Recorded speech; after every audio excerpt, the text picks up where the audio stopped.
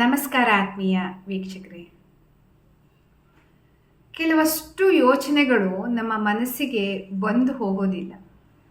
ಹೋಗುವಾಗ ನಮ್ಮ ಒಳಗಿರುವ ಶಾಂತಿ ಸಂತೋಷವನ್ನು ಕಿತ್ತುಕೊಂಡು ಬಿಡತ್ತೆ. ಅಂತಹ ಯೋಚನೆಗಳನ್ನು ದೂರ ಮಾಡುವಂಥದ್ದು ಅಂತಹ ಕಷ್ಟವೇನಲ್ಲ, ಅದು ನಮ್ಮ ಕೈಲೇ ಇರುವಂಥದ್ದು. ಈ 2 ಸರಳವಾದ ಸೂತ್ರಗಳನ್ನು ಅನುಸರಿಸಿಕೊಂಡು ಹೋದರೆ ಆ ಯೋಚನೆಗಳಿಂದ ನಾವು ಹೊರಬರಬಹುದು. ಮೊದಲನೇ ಸೂತ್ರ ಏನಪ್ಪ ಅಂತಂದರೆ, ಯೋಚನೆಗಳು ಬಂದಾಗ ಅದನ್ನು ಎದುರಿಸೋದಕ್ಕೆ ಹೋಗಬಾರ್ದು, ಗಮನವನ್ನು ಬದಲಿಸ್ಕೋಬೇಕು. ಯೋಚನೆಗಳ ವಿರುದ್ಧ ನಾವು ಹೋರಾಟ ಮಾಡೋದಕ್ಕೆ ಪ್ರಯತ್ನ ಪಟ್ಟರೆ ಹೋರಾಡಿದಷ್ಟು ನಮ್ಮ ಆಲೋಚನೆಗಳು ಹೆಚ್ಚಾಗ್ತಾ ಹೋಗುತ್ತೆ. ಹಾಗಾಗಿ ಅದರ ಬಗ್ಗೆ ಮತ್ತೆ ಚಿಂತಿಸುತ್ತಾ ಕೂರುವಂತಹ ಅಗತ್ಯ ಇರೋದಿಲ್ಲ.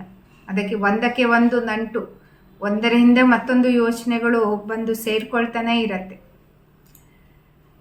ಈಗ ಫಾರ್ ಎಕ್ಸಾಂಪಲ್ ನಾನು ನಿಮಗೆ ಹೇಳ್ತೀನಿ, ಒಂದು ಕೆಂಪು ಕುದುರೆಯನ್ನು ನೆನಪು ಮಾಡ್ಕೋಬೇಡಿ ಅಂತ.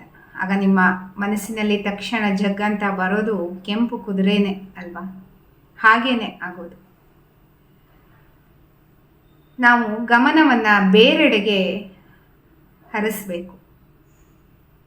ಅಂದರೆ ಪುಸ್ತಕ ಓದುವಂಥದ್ದು, ಸಂಗೀತ ಕೇಳುವಂಥದ್ದು, ವಾಕ್ ಹೋಗುವಂಥದ್ದು, ಮತ್ತು ಪ್ರಾರ್ಥನೆ ಮಾಡುವಂಥದ್ದು, ಇನ್ನು ಧ್ಯಾನ ಅಭ್ಯಾಸ ಮಾಡುವಂಥದ್ದು. ನನ್ನ ಚಾನಲ್ನಲ್ಲಿ ಆಲ್ರೆಡಿ ನಾನು ಧ್ಯಾನದ ವಿಡಿಯೋವನ್ನು ಹಾಕಿದ್ದೀನಿ, ಅದನ್ನು ಸಹ ನೀವು ಪ್ಲೇ ಮಾಡಿಕೊಂಡು ಧ್ಯಾನವನ್ನು ಅಭ್ಯಾಸ ಮಾಡ್ಕೋಬಹುದು. ನಮ್ಮ ಗಮನ ಬದಲಾದಾಗ ಯೋಚನೆಗಳು ಸಹ ಸ್ವಯಂ ಕಡಿಮೆ ಆಗ್ತಾ ಹೋಗುತ್ತೆ. ಇನ್ನು 2ನೆಯ ಸೂತ್ರ ಏನಪ್ಪ ಅಂತ ಅಂದರೆ, ಯೋಚನೆಗಳನ್ನು ಹಿಡಿದುಕೊಳ್ಳೋದಕ್ಕೆ ಪ್ರಯತ್ನಿಸಬೇಡಿ. ಯೋಚನೆಗಳು ಖಂಡಿತ ನೀವಲ್ಲ. ಯೋಚನೆಗಳು ಬರುತ್ತದೆ ಹೋಗುತ್ತದೆ. ಯೋಚನೆಗಳು ಕಪ್ಪು ಮೋಡದಂತೆ. ಮೋಡ ಒಂದೆರಡು ಕ್ಷಣ ಇದ್ದರೆ ಹಾಗೆ ನಿಧಾನವಾಗಿ ಮೋಡ ಕರಗಿ ಹೋಗುತ್ತೆ. ಯೋಚನೆಗಳು ಹಾಗೇನೆ. ಯೋಚನೆಗಳು ಬರುವುದು ಹೋಗುವುದು ಅದರ ಸಹಜ ಗುಣ ಅಂತಲೇ ನಾವು ಹೇಳ್ಬೋದು. ಯೋಚನೆಗಳು ಬಂದಾಗ ಬಂದಿದೆ, ಅದು ಶಾಂತವಾಗಿ ಹೋಗ್ತಾ ಇದೆ ಅನ್ನೋದನ್ನು ನಾವು ಮನಸ್ಸಿಗೆ ಒತ್ತಿ ಒತ್ತಿ ಹೇಳ್ಕೋಬೇಕು. ಪದೇ ಪದೇ ಹೇಳ್ಕೊತಾ ಇದ್ದರೆ ಅದು ತನ್ನಿಂದ ತಾನೇ ನಿರ್ಗಮಿಸೋದಕ್ಕೆ ಸಾಧ್ಯವಾಗುತ್ತೆ.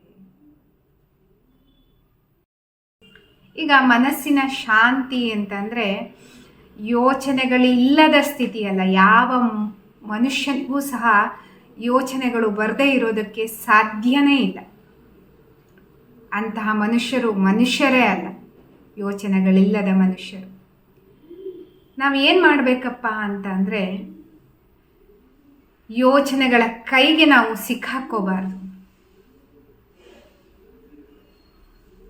ಯೋಚನೆಗಳು ಬಂದು ಹೋಗುವ ಸಹಜ ಗುಣ ಅಂತ ಸ್ವೀಕರಿಸಬೇಕು.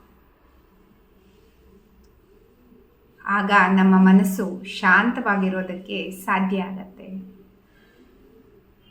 ನಾನು ಹೇಳಿದಂತಹ 2 ಸೂತ್ರಗಳನ್ನು ನೀವು ಅನುಸರಿಸಿಕೊಂಡು ಹೋದರೆ ನೀವು ಯೋಚನೆಗಳಿಂದ ನಿಮ್ಮ ಮನಸ್ಸನ್ನು ಶಾಂತಿಯೆಡೆಗೆ ಪರಿವರ್ತನೆ ಮಾಡ್ಕೋಬೋದು.